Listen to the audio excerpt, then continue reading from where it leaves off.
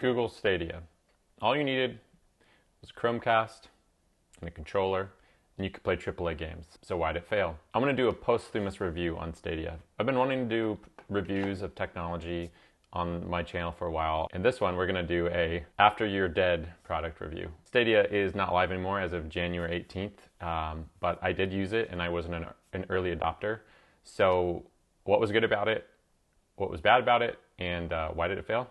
Let's take a look. Before I jumped into that and how I used it, I'm going to give a little bit of background for what Stadia is, for those of you watching who might not know what it is. And at the end, if you stick around, I'll give a little sneak peek of what I'm using as a Stadia replacement. So stick around for that if you're interested. So what is, or should I say was, Google Stadia?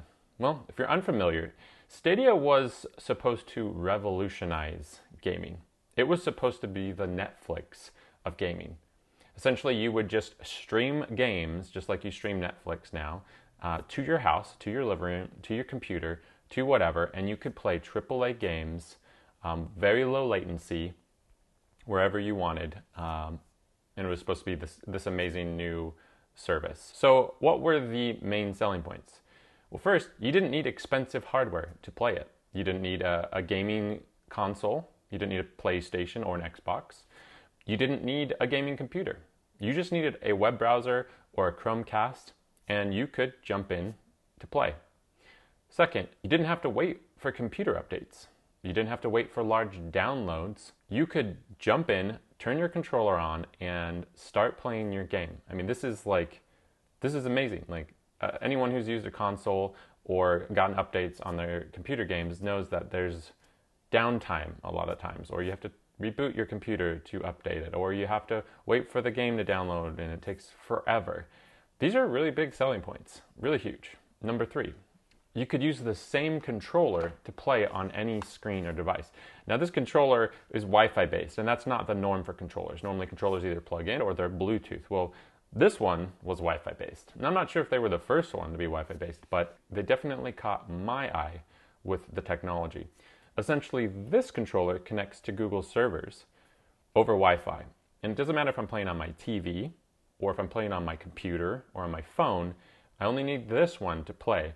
I don't have to pair Bluetooth to multiple devices and lose my connection and then resync it, and just a big headache.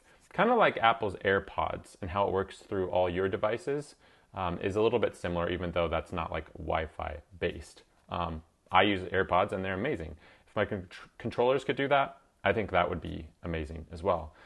So you didn't need any additional controllers. You could just use one and play on all your devices. Now, competitors are doing this. For example, Amazon's Luna is doing some similar kind of thing. They call it Cloud Direct technology. So it's not like unique to them now, but I think it was unique selling point at the time. I want to say the controller, just a quick review, was great. It worked really well. I beat Star Wars Jedi Fallen Order with it, and I loved it. The vibration, the feel in the hand, all worked really well. And if you have one of these, or could get one for cheap, Google actually released a firmware update that lets you use this now as a normal Bluetooth controller. So I would check that out. I'll put the link in the description for that. I've already updated mine and I've used it and it works well. I'm really thankful to Google for that. So great job on that, Google. We don't want to fill up trash heaps with controllers that are locked to Wi-Fi technology that we're not allowed to use anymore. So nice job on that. So in light of all these selling points, I was actually the perfect target demographic.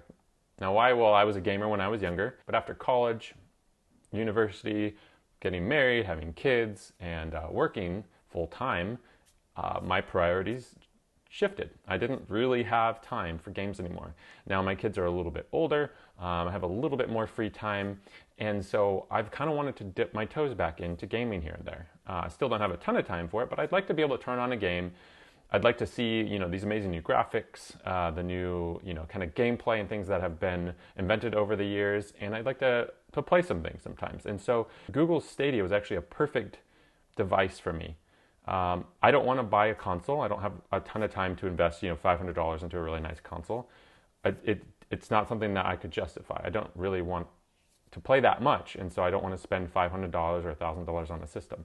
I don't want a gaming computer. I don't really have space for a gaming computer, and I use Macs usually, so like they're usually not great at games until more recently they're getting better with the M1 chips. So buying just a little dongle thing like this and a controller, that's really appealing to me. So I was the perfect demographic. Well, if I'm the perfect demographic and all these selling points sound amazing, what went wrong?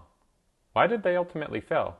Well, with all these selling points, they had some glitches. I've experienced in-game glitches. I was playing Fallen Order and I got stuck. My game froze. I couldn't get out. I couldn't do anything. I couldn't move. So I just reset the device. That took about 5 minutes to let me log back in. I logged in again. I was like, okay, we're ready. No big deal. It froze. I go in, freezes again, happened again. It took me, I think I tried it about 3 times, so about 15 plus minutes. Didn't work. Now that wasn't a deal breaker for me because that didn't normally happen, but there were some in-game glitches. There's also some hardware glitches. When you turn the controller on and press the middle button here, it should turn on your Chromecast and automatically boot up and load the Stadia app and connect to your account and let you open your games and get ready. That did not work reliably for me over the year plus that I had it. Weekly, it would turn on, the TV would just show not connected. I don't know what the issue was. I even talked to Google support. They even replaced my Chromecast controller setup and it still did it afterwards. So I'm not really sure what happened, but I had to unplug the Chromecast to power it off, plug it back in, and then that would fix it. Kind of annoying, but like still overall, it was a pretty good experience. But there were a couple other hiccups that Stadia had as well. They had a confusing business model. For the longest time, I didn't know if I had to pay $10 a month like Netflix to just stream games, or if I had to pay $10 a month and buy the games for full price, or if I just had to pay full price for the games. Now, eventually, I think they settled on this model where you could pay $10 to upgrade from 1080 to 4K support and some other features, and you would get games through like a streaming Netflix model, but also buy other games a la carte for full price. I think that's what they ended up on, but for a while I had no idea. Like I was super confused by their business model. Another thing they had was a limited game selection, and this was kind of a big deal because I want to log in, I want to search for a game that is interesting to me, that I think I would like to play.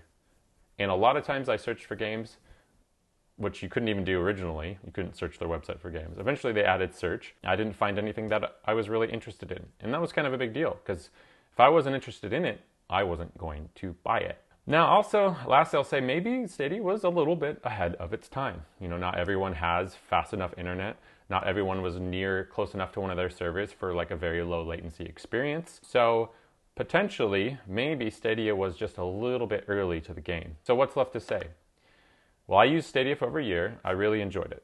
I played and beat Star Wars Jedi Fallen Order on it. Had a great experience with that. My kids joined me in that, and we had some cheer moments of, beating and acquiring, new things in the game, and it was a real fun experience. But there was a lot of hiccups and some confusing things, and ultimately, Stadia died.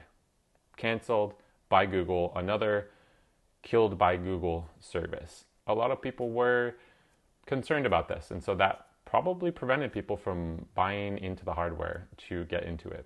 But I am excited to see the next wave of gaming technology. I'm excited to see if someone becomes the Netflix of gaming. So what's replaced Stadia for me?